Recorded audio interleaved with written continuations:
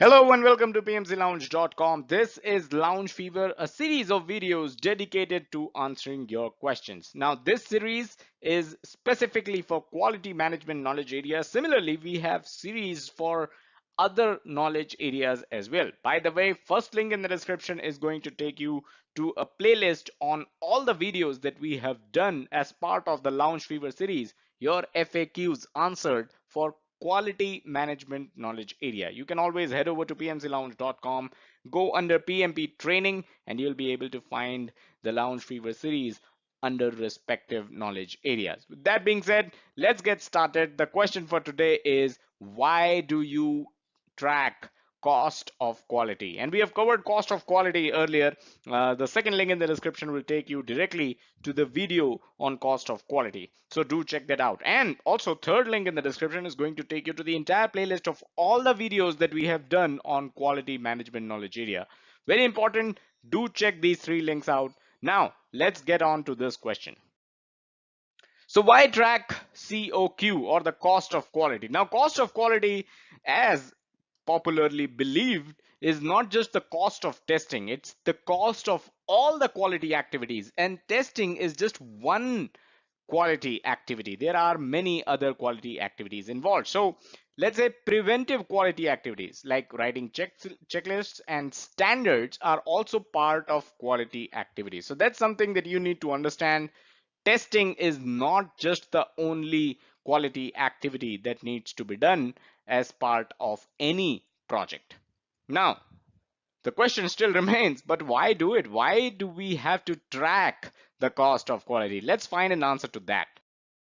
So why track cost of quality? Now let's assume you are spending twice as much on quality activities as you are on developing the product.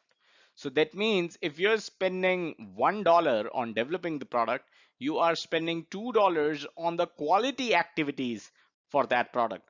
Obviously, you have a problem here. Now, the way the work is being accomplished, the way you are developing the product, which is costing $1, this is definitely under question. And some of the questions that you need to ask here are, why is the team not doing enough on preventing defects upfront? So you have quality activities that are finding out that your product has defects. So why is the team not doing enough to prevent these defects upfront, rather than, you know, thinking that quality activities are anyways going to find out the defects, or relying too much on quality activities to find out defects if they go wrong?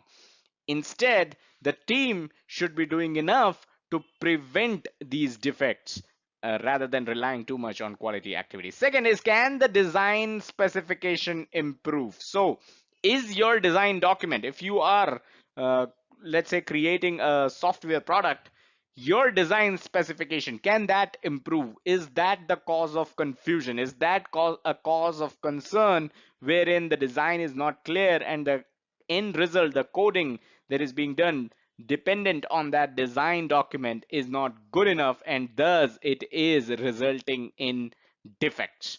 Finally, are customer needs clearly understood? So that's also very important. So let's say you create a product, it goes out in the market, customer comes back with a ton of improvement suggestions, customer comes back with a ton of complaints. So are we understanding the needs of the customer, the requirements of the customer in the first place before starting the work on a product? So these are some of the questions, and you wouldn't even question these, you wouldn't even talk about these if you are not tracking the cost of quality. It was just because you track the cost of quality and you realized that we are spending $1 on developing the product and we are spending $2 on quality activities. So once you tracked it, you will now have these questions in front of you, and you will also try to find answers to these questions, which are of course very important, very basic question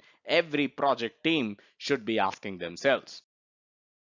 And before I end the video, a quick reminder, if you're looking for a basic project management training, head over to pmclounge.com/pm101, a free 1.5 hour basic project management training that is going to help you get started in the world of project management. And that is all that we had in this video. Hope you liked it. Do hit the like button if you did, and subscribe to the channel and hit the bell icon. Don't forget to do so that you receive a notification whenever we upload new content. As always, don't forget to check out the website pmclounge.com, your number one free PMP resource. Thank you and have a nice day.